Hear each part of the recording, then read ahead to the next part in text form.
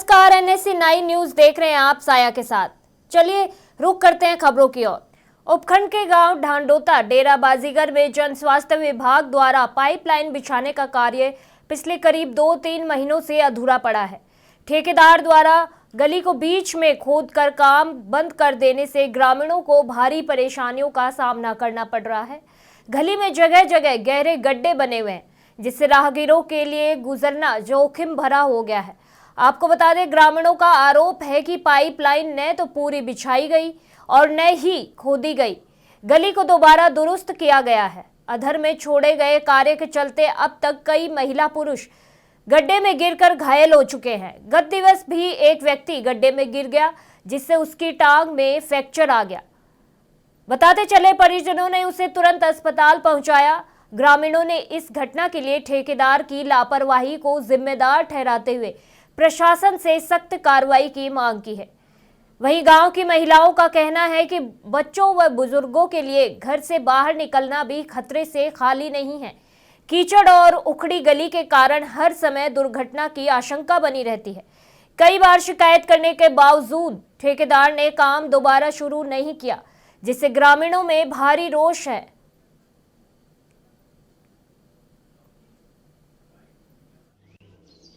बाहर जाते हैं जी, लोगों की सेवा करते हैं, लेकिन आज हमारे गांव में बहुत ही बुरा हाल है। ये आप देखें गलियां कितना बुरा हाल है। 2 महीने पहले एक अमित नाम का ठेकेदार है, ये गलियां पाड़ी सीवरेज दाबने के लिए। सीवरेज तो दब चुकी है, लेकिन वो भी पूरी कंप्लीट नहीं है और ऊपर से गलियां पाड़ के गिर दी। इतनी दिक्कत है जी। 1-2 मैरिज शादी थी और 2 एक्सपायर हुए, तो बहुत ही ज़्यादा दिक्कत आई। जितने रिश्तेदार ने बुरा भला कहा, तो आप भी देख सकते हैं दीवारों के साथ पानी लगा हुआ है और कब दीवार गिर भी सकती है। तो बहुत ही ज़्यादा दिक्कत है जी, और सरकार से मांग कर जल्दी जल्दी इन गलियों को बनवाया जाए। तो बस सरकार से यही मांग है। बाकी लेडीज है यहाँ पर, बच्चों को बहुत दिक्कत है। गलियां का बहुत बुरा हाल हो रहा है जी। देखो बच्चे भी तंग हो रहे हैं, बड़े बुजुर्ग हो जाते तंग हो जी।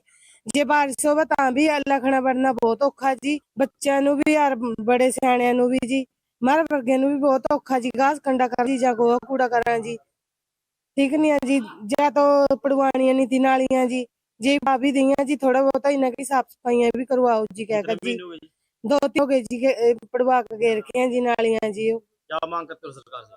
बस गलियां ही सही करवा रही हैं जिस तरह। नशे के सौदागरों के खिलाफ प्रशासन ने अब इकोनॉमिक स्ट्राइक शुरू कर दी है। पुलिस और बिजली विभाग ने मिलकर एक ऐसा जॉइंट ऑपरेशन चलाया है जिसने तस्करों की कमर तोड़ दी है। जिले के चिन्हित नशा तस्करों के घरों पर मंगलवार सुबह पुलिस के साथ बिजली विभाग का दस्ता पहुंचा और उनके कनेक्शन काट दिए। प्रशासन का संदेश साफ है, नशा बेचोगे तो न घर में बिजली रहेगी न चैन की नींद। अब तक पुलिस केवल तस्करों को गिरफ्तार कर एनडीपीएस एक्ट में जेल भेजती थी, लेकिन अक्सर ये अपराधी जमानत पर बाहर आकर फिर उसी ऐशो आराम में डूब जाते थे। पहली बार प्रशासन ने इनके बुनियादी ढांचे पर चोट की है। अवैध कमाई से बनाए गए घरों को रिकॉर्ड जुटाया जा रहा है ताकि अवैध निर्माण ढहाया जा सके। आपको बता दें, तस्कर न केवल नशे का काला धंधा कर रहे थे, बल्कि सरेआम बिजली चोरी भी कर रहे थे। वही सरकार को चूना भी लगा रहे थे। पुलिस अब इनकी संपत्तियों को फ्रीज करने की कानूनी प्रक्रिया शुरू कर चुकी है।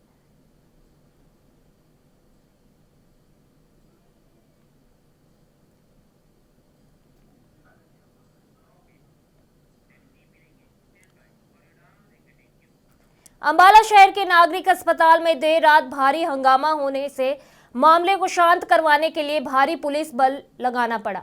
करीब 4 घंटे की कड़ी मशक्कत के बाद लोग शांत हुए। घटना करीब रात 9 बजे की बताई जा रही है, जहां हज की शराब के नशे में धुत वर्णाकार चालक पुलिसकर्मी ने ई रिक्शा को टक्कर मार दी, जिससे सवार लड़की नीचे गिर गई और नशे में धुत चालक पुलिसकर्मी ने लड़की को रौंद दिया। जिसके बाद लोगों की मदद से रिक्शा चालक घायल लड़की और नशे में धुत पुलिसकर्मी को शहर की नागरिक अस्पताल लेकर पहुंचे और घटना की जानकारी मिलने के बाद लड़की के परिजन और रिश्तेदार अस्पताल में पहुंचे। इसके बाद गुस्साए परिजनों ने अस्पताल में जमकर हंगामा किया, तो हंगामा बढ़ता देख अस्पताल में भारी पुलिस बल तैनात किया गया और ट्रॉमा सेंटर का दरवाजा बंद करवाया गया।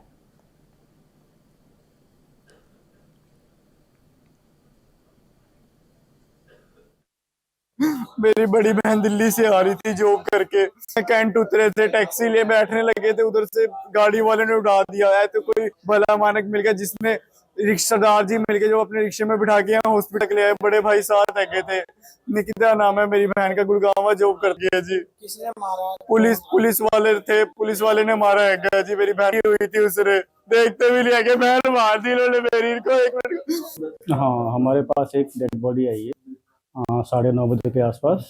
एक फीमेल लड़की 25 साल की, उसकी बॉडी हमने मॉर्चरी शिफ्ट करा दी। क्या निकिता नाम है, डॉक्टर ऑफ यशपाल। कोई जानकारी पाई है इसकी? नहीं, बाकी पुलिस कार्रवाई चल रही है अभी। परिजनों में बड़ी हाँ, हंगामा है थोड़ा। किससे एक्सीडेंट हुआ कोई पता चल पाया है? पिछले कई साल से धौलपुर जिले में समस्याओं का अंबार लगा हुआ है, जिससे आमजन भारी परेशान है। इसे लेकर लगातार आमजन और मीडिया द्वारा मुद्दा उठाया जा रहा है, लेकिन उसके बावजूद भी राजस्थान सरकार ने अपने बजट में धौलपुर को झुंझुना पकड़ा दिया, जिस कारण धौलपुर जिले के लोगों को राजस्थान की भाजपा सरकार से निराशा हाथ लगी है। लोगों में बजट को लेकर गुस्सा है। हालांकि भाजपा नेता इस बजट को अच्छा बता रहे हैं, वहीं कांग्रेस के नेताओं ने इस बजट को बेहद निराशाजनक बताया। आपको बता दें कि पिछले साल के बजट में भी राज्य सरकार ने धौलपुर को कुछ भी खास नहीं दिया था। वहीं धौलपुर शहर की करीब 2 दर्जन कॉलोनी के लोग पिछले कई सालों से जल भराव की समस्या से जूझ रहे हैं।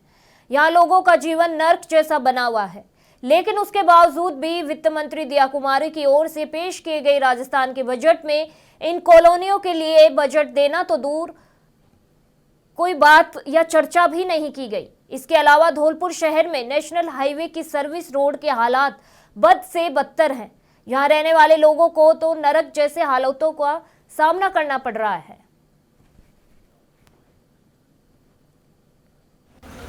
भजनलाल जी के नेतृत्व में वित्त दिया कुमारी जी ने एक राजस्थान में एक बजट पेश किया है। बजट में हर वर्ग का ध्यान रखा गया है, चाहे महिलाएं हों, युवा हों, किसान हों, सारे ही लोगों को आगे बढ़ाने के लिए इस पेश किया गया है।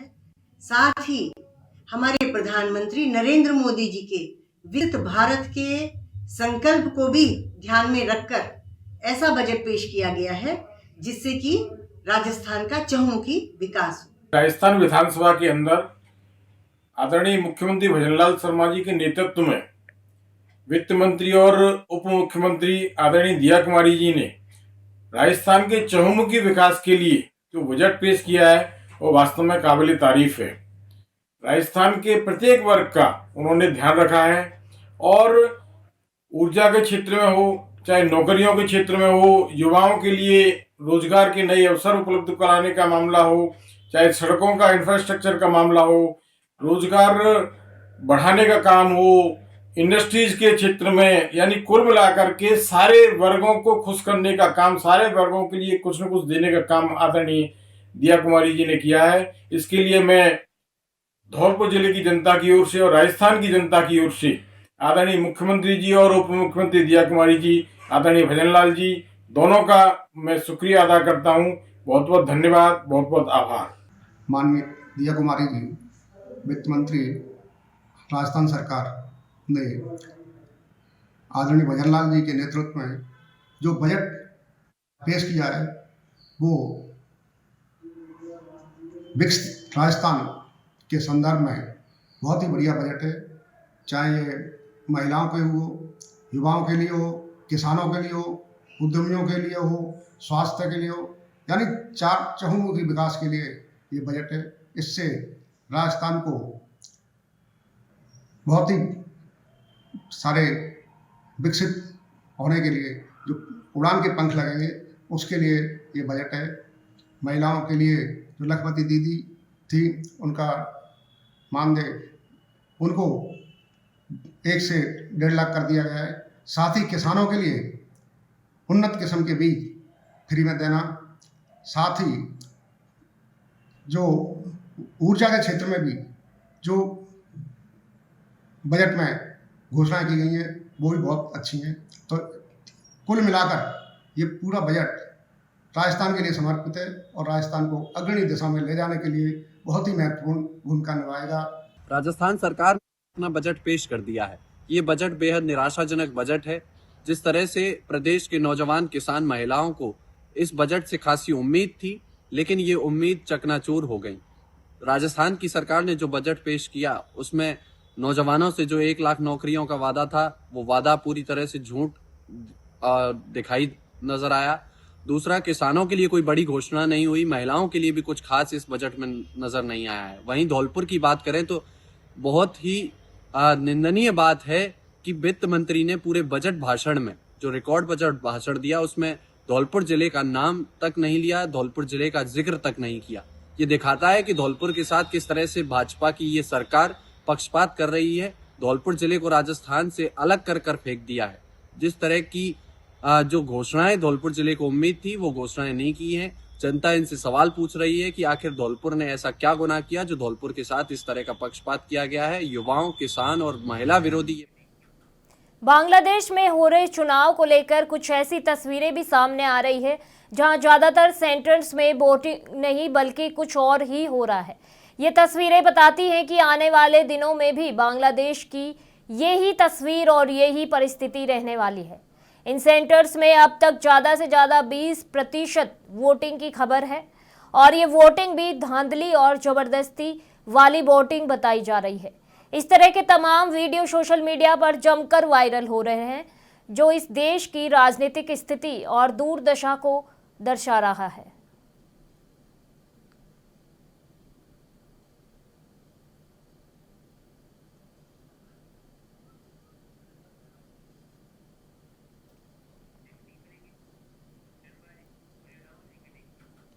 खबर पीलीभीत से है जहां गो तस्करों और पुलिस के बीच मुठभेड़ हो गई। वहीं पुलिस की जवाबी कार्रवाई में 2 शातिर गो तस्करों को गोली लगी है।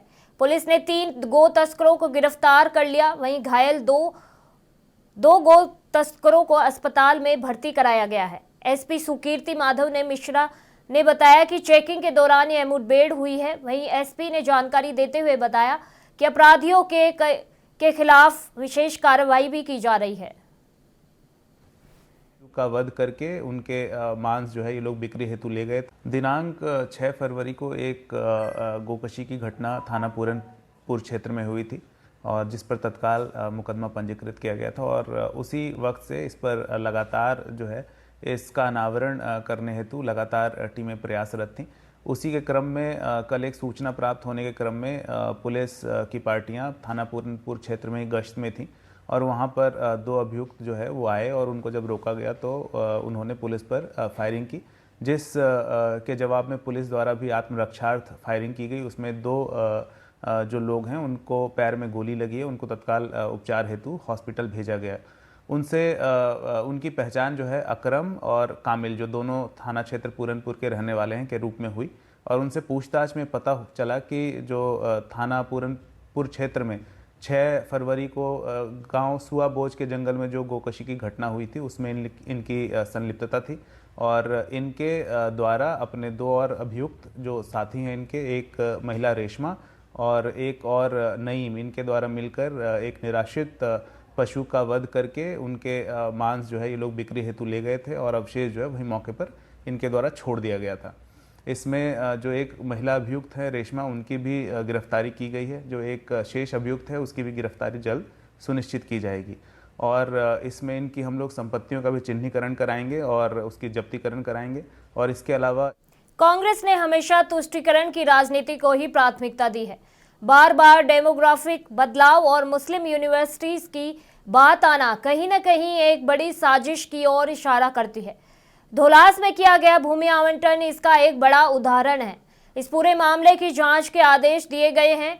यदि जांच में यह पाया जाता है कि भूमि का आवंटन नियमों के विरुद्ध किया गया है तो उक्त भूमि को राज्य सरकार में निहित किया जाएगा।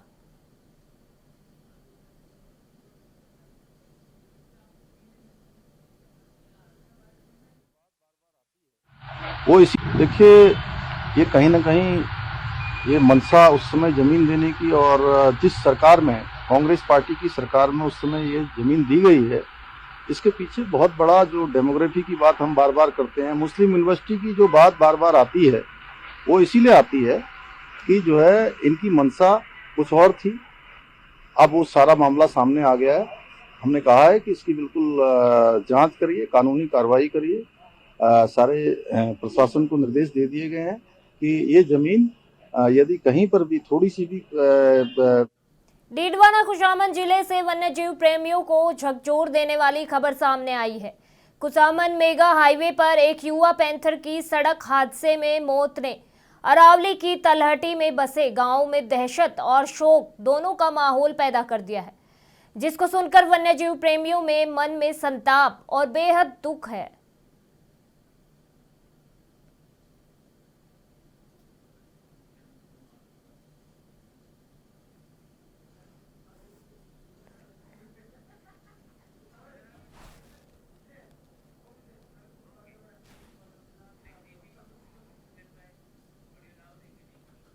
कानपुर पुलिस ने 12 करोड़ की लैम्बोर्गिनी से हुए हादसे के मुख्य आरोपी शिवम मिश्रा को गिरफ्तार कर लिया है। डीसीपी अतुल श्रीवास्तव के अनुसार जांच में पुष्टि हुई है कि शिवम ही कार को चला रहा था। हालांकि बचाव पक्ष ने ड्राइवर मोहन के सरेंडर की कोशिश की थी, जिसे कोर्ट ने ठुकरा दिया। फिलहाल आरोपी का मेडिकल कराकर उसे कोर्ट में पेश करने की प्रक्रिया जारी है। वहीं शिवम मिश्रा के वकील उन्हें बचाने में लगे हुए हैं और कह रहे हैं कि झूठे आरोप में शिवम मिश्रा को अरेस्ट किया गया है।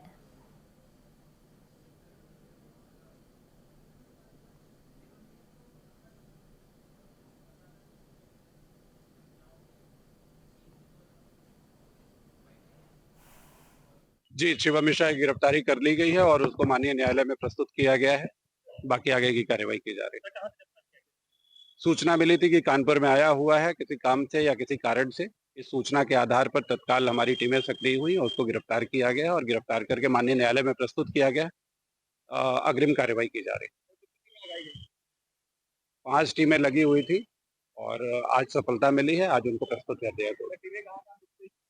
अब ये विवेचना का विषय है और बहुत सारे काम हम लोग विवेचना के क्रम में करते हैं।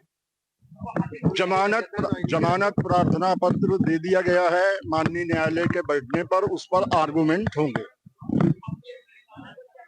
ड्राइवर को जो शिवम मिश्रा को फाल्सली इम्प्लीकेट किया गया है, वो गाड़ी नहीं चला रहा था। पुलिस ने उसको नाहक में बेनाहक जो है गिरफ्तार किया। नहीं, बिल्कुल नहीं चला रहा था जी। ये आर्गुमेंट तो कोर्ट में करेंगे। वो argument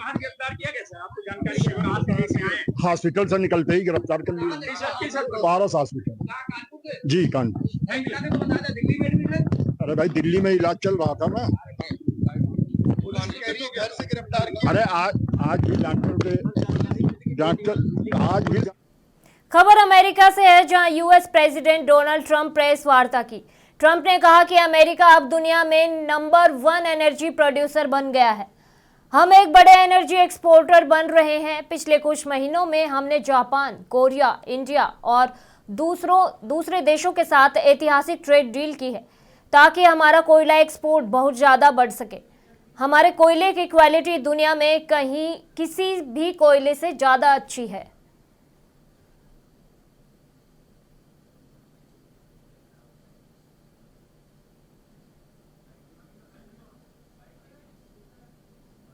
America is now the number 1 energy producer in the world. We are by far number 1. In fact, we're very soon going to be number 1 by double what number 2 is. And under our leadership, we're becoming a massive energy exporter. In just the past few months, we've made historic trade deals with Japan, Korea, India, and others to increase our coal exports dramatically. We're now exporting coal to all over the world, and the quality of our coal is supposed to be, I'm not an expert in coal, but I've been very good to the people that are. The quality of our coal is supposed to be the finest anywhere in the world. बड़ी खबर बांग्लादेश से आ रही है, जहां चुनाव प्रक्रिया संपन्न की जा रही है। लगातार आ रही तस्वीरें जानकारी मिल रही है कि बांग्लादेश की कहानी भी अपने सामने डेमोग्राफिक चेंज होते हुए बदल रही है। आपको बता दें कि बीएनपी बांग्लादेश की कट्टरपंथी और घोर हिंदू भारत विरोधी पार्टी है। वहीं बात करें भारतीय पक्ष की तो आज जो सामने है वो कट्टर आतंकी मानसिकता के हैं। तो भारत कहीं ना कहीं बीएनपी की सत्ता में आने से ही ज्यादा सहज रहेगा। 20% हिंदू थे इस बंटवारे के समय में, लेकिन कभी भी अपने अस्तित्व के लिए एक ने भी आज जो बचे हैं अधिकतर दलित ही हैं, पर आतंकी मानसिकता उनको भी बख्शने को तैयार नहीं है। जानकारी दे दे, बीएनपी और जमात के बीच मुकाबले की आज ही मतगणना की जाएगी।